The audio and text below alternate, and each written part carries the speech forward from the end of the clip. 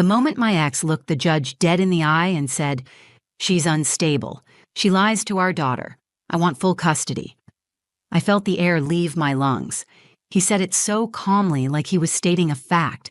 And the judge, she looked like she believed him. I wanted to speak. I wanted to scream, cry, explain, something. But nothing came out. I sat there, heart racing, frozen in that hard courtroom chair while the man who used to tell me he loved me painted me as a danger to the one person I love more than anything, my daughter. Mila sat behind me, holding my mother's hand. She's only 7, but she watched everything. Her wide brown eyes locked onto mine. She could see it. She could feel it. I was drowning and no one was throwing me a rope. Damon, my ex-husband, wore a navy blue suit like he was about to give a TED Talk. Calm, smooth, perfectly rehearsed.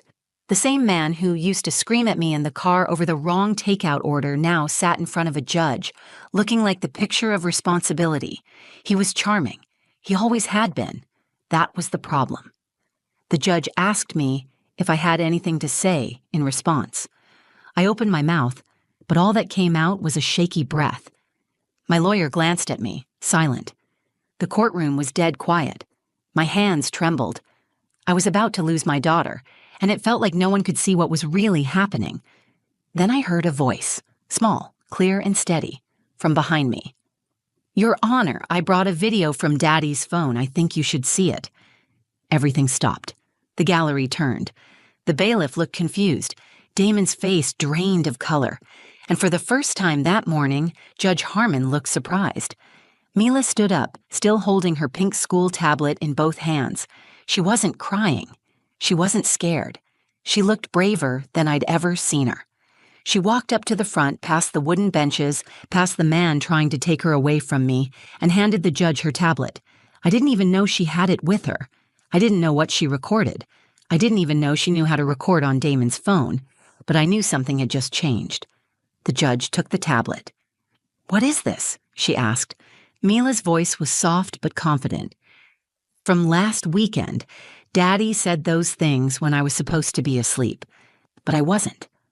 I heard him, and he was really mad, and I thought, if you didn't believe Mommy, maybe you'd believe him." My heart cracked open. My daughter had done what I couldn't. She stood up. She spoke the truth.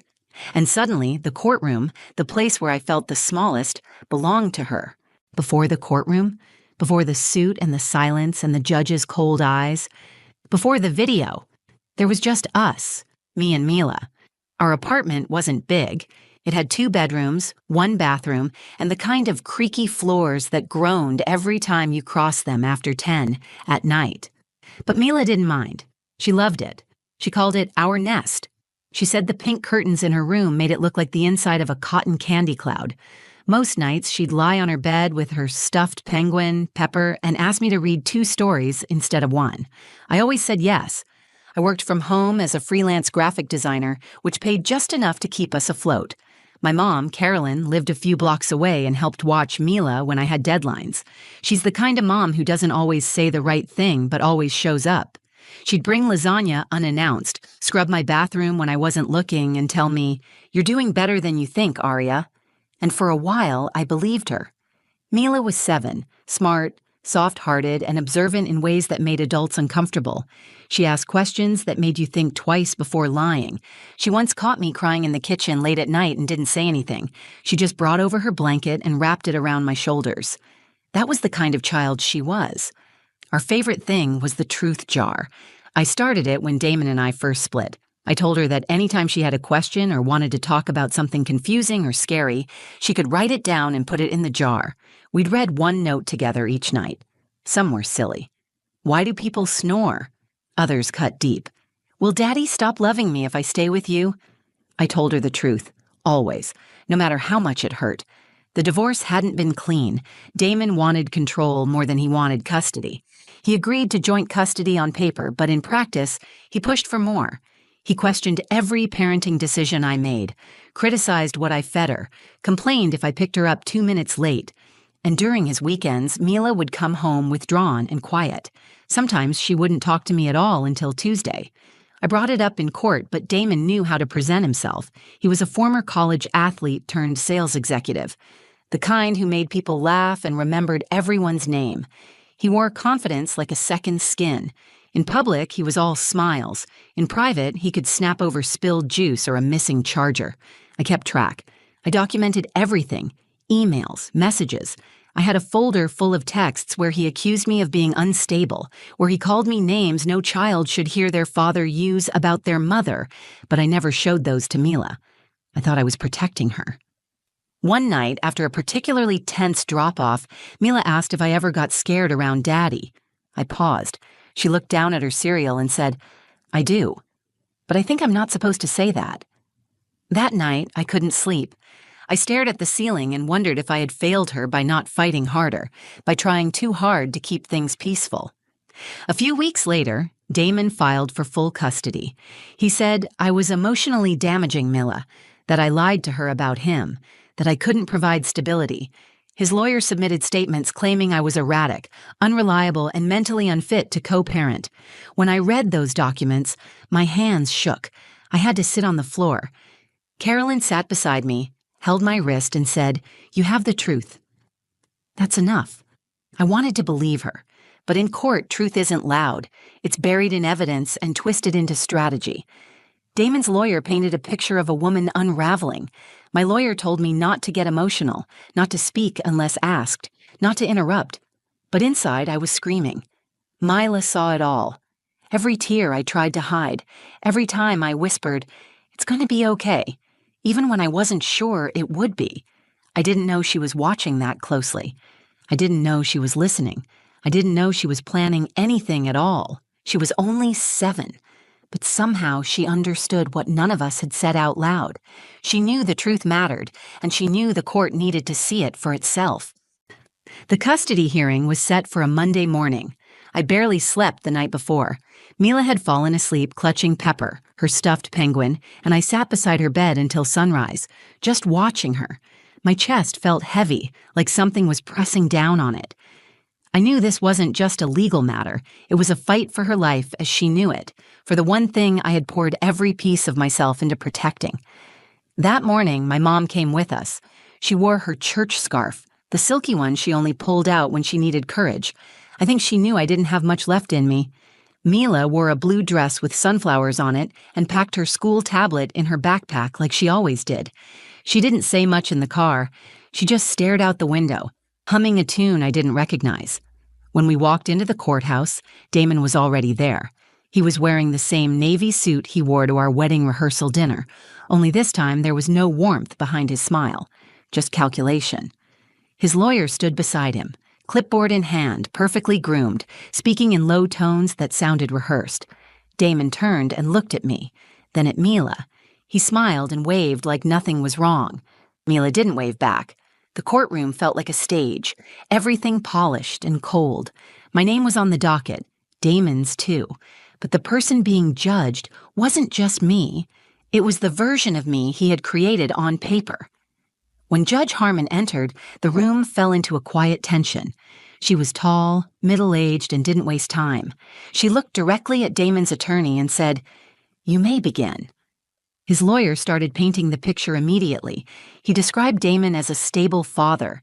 He brought up his consistent job, his clean home, his efforts to shield Mila from Aria's emotional unpredictability. He presented texts between Damon and me, taken completely out of context. In one, I told Damon I was overwhelmed and exhausted. He framed that as evidence of mental instability. In another, I asked him not to raise his voice around Mila. That was twisted into a claim that I was controlling and manipulative. I sat there while the person I had once shared a life with turned everything I'd ever said into ammunition. Damon added his own voice when asked. "She's not well," he said, calm and collected. "She tells our daughter I'm the bad guy. She confuses her. She makes Mila afraid of me. I don't want to take her away out of spite. I'm doing this to protect her." Protect her. That word hit me like a slap. Judge Harmon looked at me. "Ms. Lennox, do you have a response?" I opened my mouth, but nothing came out. The words were in my chest, pounding to be released, but my voice betrayed me. My heart raced. My tongue felt heavy. All I could do was look over at Mila, who sat behind me, her little legs swinging off the bench. She gave me a look I'd never forget, worried, but not afraid. My attorney cleared his throat and offered a weak response about my emotional resilience and how overwhelm is a natural part of single parenting. It wasn't enough. It didn't scratch the surface of what was really happening. No one mentioned the time Damon cursed at me on the phone while Mila was in the room. No one asked why Mila started bedwetting again after his weekends. None of that made it into their version of the story. The judge nodded slightly, scribbling notes. And then Damon stood again and said, "Your Honor, I want full custody. I believe my daughter is being emotionally harmed, and I don't think shared custody is in her best interest anymore." I felt the walls closing in. My breath shortened. My hands clenched the arms of my chair. I looked at Mila again, unsure how I could protect her from what was unfolding right in front of her. That's when Mila let go of my mom's hand, stood up, and walked forward. She didn't ask for permission. She didn't hesitate. "Your Honor," she said, "I brought a video from Daddy's phone. I think you should see it." The room fell still. Damon's face went blank. My mom gasped. I turned in my seat, eyes wide. Mila stood there, holding her school tablet, shoulders square, voice steady. Judge Harmon looked at her. "Excuse me?" Mila held the tablet up a little higher. "It's from last weekend. He didn't know I was awake, but I was. I heard what he said, and I thought it might matter." No one spoke. Not Damon, not his lawyer, not the judge. And for the first time since the hearing began, I felt something shift. Mila had brought more than a video. She had brought the truth into the room, and everyone felt it. Mila stood in the center of the courtroom holding her tablet like it was a shield. Her sunflower dress looked a size too small, the hem grazing her knees, but she didn't fidget. She didn't look back for reassurance. She stood alone, facing the judge. "I brought a video from Daddy's phone," she said again. "I think you should see it." Judge Harmon glanced at the bailiff. "Bring it here," she said. Mila walked the few steps forward and handed the device to the bailiff, who then gave it to the judge. The silence stretched across the room like a tight rope. Damon's jaw was set, his lips pressed into a thin, unreadable line. His lawyer looked from him to the tablet and back again. Neither of them moved. The judge turned the screen toward herself and tapped the play button. For a moment, there was nothing. Just the sound of ambient noise, the kind of distant hum you hear late at night when the world outside has gone still. Then came his voice, loud, harsh. Not the smooth, composed tone he had used just minutes earlier in court. It was unmistakably Damon. He was yelling, "You think you're so smart, huh? Go ahead, try telling anyone, see what happens. You'll end up living in some foster home, and don't think your precious mother can save you. She's pathetic." A chair scraped, a plate clattered. Mila's voice, quiet and frightened, whispered, "I'm sorry." He cut her off. "Don't talk back. You're lucky I even let you come over. If you say a word to her, I swear—" The judge hit pause. She didn't say anything right away. She just sat there, staring at the frozen screen. Damon shifted in his seat. His lawyer leaned in, whispering something fast and panicked, but the judge raised her hand to silence him. "Where did this come from?"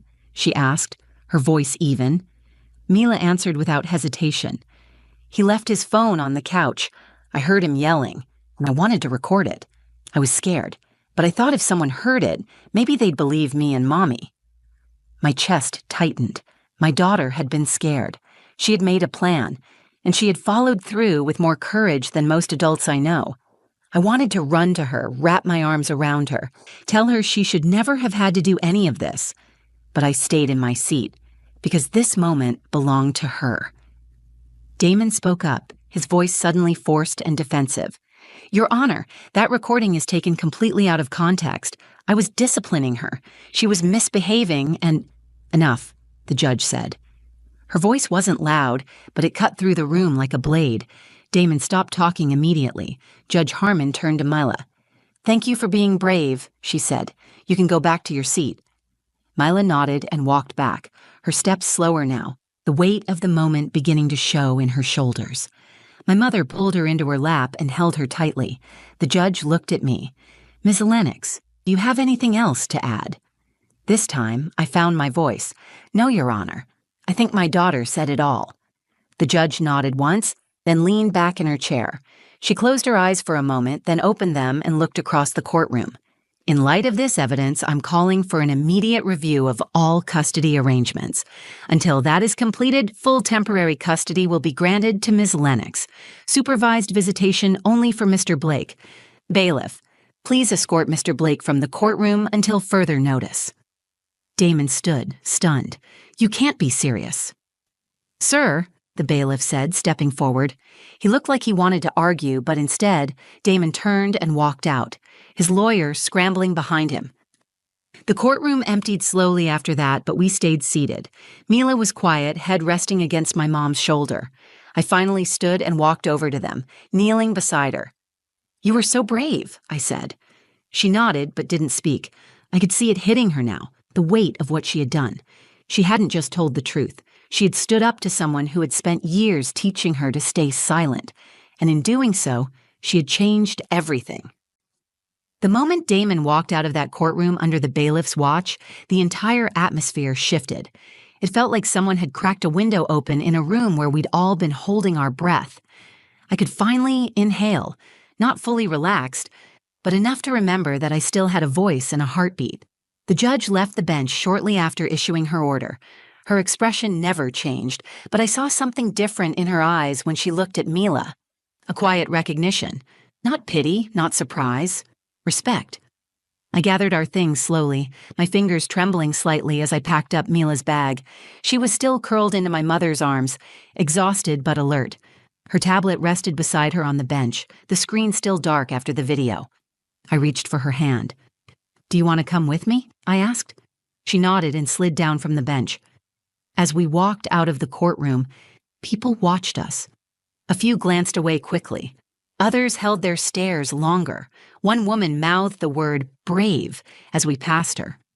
Outside the courtroom doors, I knelt down to Mila's height. My hands rested gently on her arms. "Are you okay?" She shrugged, then finally said, "I didn't want to do it, but I had to." "I know," I said. "I'm so proud of you. You shouldn't have had to carry that alone." She looked down at the floor. "I didn't know if they would believe me." My throat tightened. They did. "Because you told the truth, and because you were strong enough to stand up when no one else could." Mila looked up at me, her eyes glistening with quiet tears. "Does this mean I don't have to go back to Daddy's house?" I pulled her into my arms, holding her as tightly as I could without breaking her. "You're safe. That's what matters." The court officers gave us a few more instructions, including a temporary supervision schedule for Damon. He would be evaluated by a court-appointed counselor before any further access to Mila. It wasn't over. There would be more hearings, more documents, more days in courtrooms that felt like battlegrounds. But the hardest part was behind us. That afternoon, we went straight to my mom's house. I didn't want to be alone. I didn't want Mila to go back to our apartment and feel the silence that sometimes echoed too loudly in small spaces. My mom made soup, even though it was warm outside. She always made soup on emotional days. She said it gave her something to stir when everything else felt out of control. Mila sat at the kitchen table drawing a picture with crayons while I filled out more court paperwork on the couch.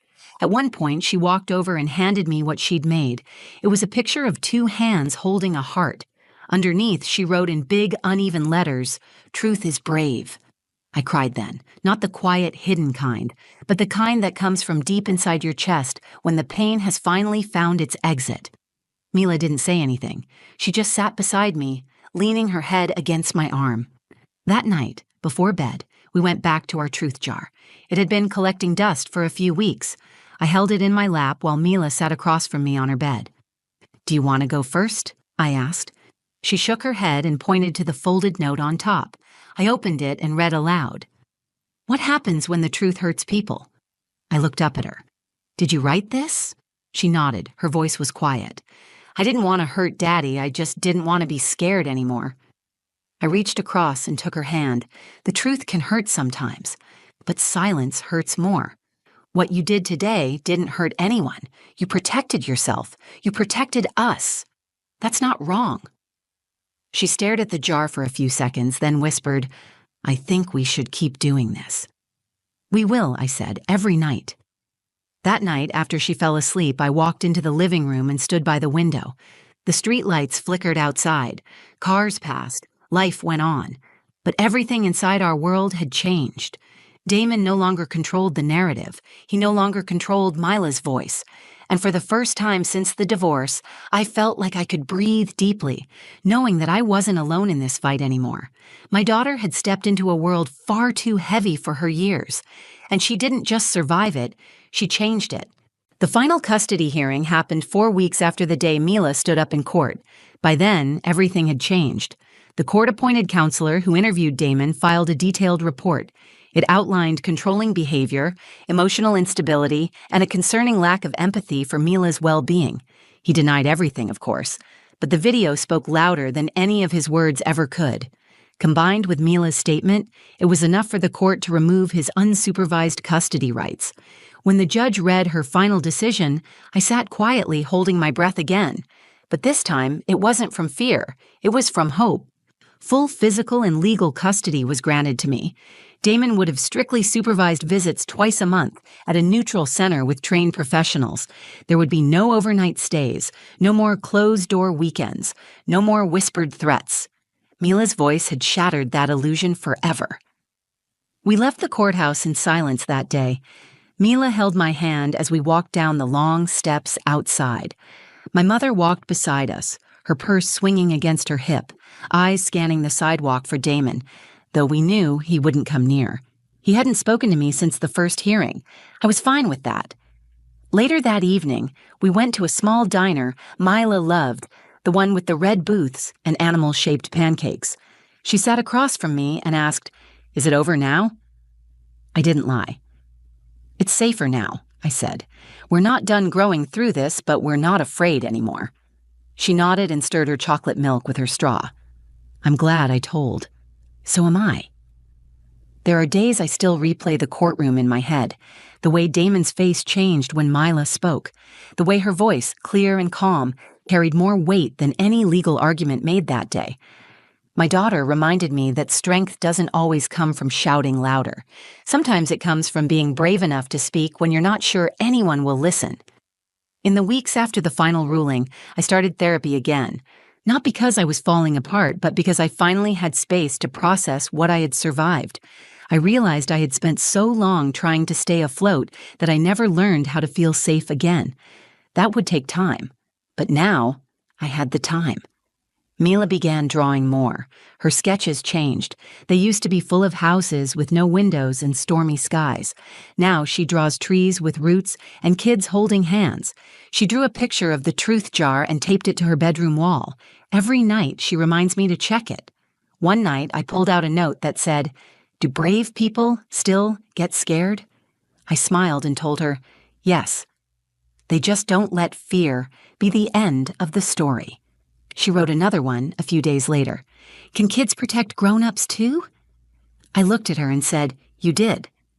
I tell this story because there are women out there right now sitting in silence, wondering if the truth will ever be enough, wondering if anyone will believe them over the person who knows how to perform the right version of themselves in public. I tell this story because sometimes the truth doesn't come from a lawyer or a courtroom argument. Sometimes it comes from a child who's seen more than she should have, and who decides that staying quiet is no longer an option. I used to think being a good mother meant shielding Mila from everything hard and painful. Now I know it means standing beside her through it, teaching her to tell the truth, letting her see me cry, then showing her what it looks like to get back up. We still have our hard days, but they don't define us. We are not the scared versions of ourselves that Damon tried to trap us in. We are loud when we need to be. We are quiet when we choose to be. And we are free. Mila saved us both that day. She didn't just bring the truth into that courtroom. She brought the light. And for the first time in years, I didn't feel like I was losing her. I felt like I was meeting her for the first time. If you're still here, thank you for listening. This wasn't an easy story to tell, but I believe stories like this need to be told, because somewhere out there, another mother is sitting in silence, thinking no one will believe her, and maybe she just needed to hear this. If this story moved you, please like the video, share it with someone who needs it, and leave a comment. I read them, and they mean more than you know. And if you want to hear more real stories, raw, honest, and full of heart, subscribe to the channel and turn on notifications. There's more to come. Thanks again for being here. Stay brave, stay kind, and never forget that the truth matters.